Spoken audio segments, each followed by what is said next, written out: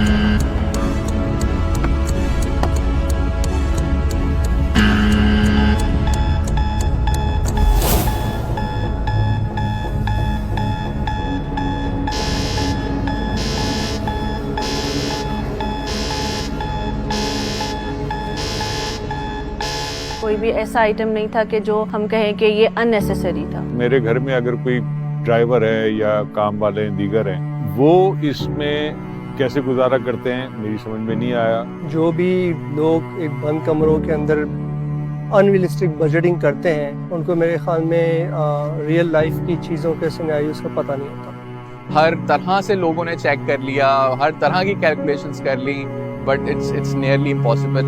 I just felt really bad and I think I do take life for granted. कम से कम तनख्वाह गुजारा लायक नहीं, जीने लायक होनी चाहिए।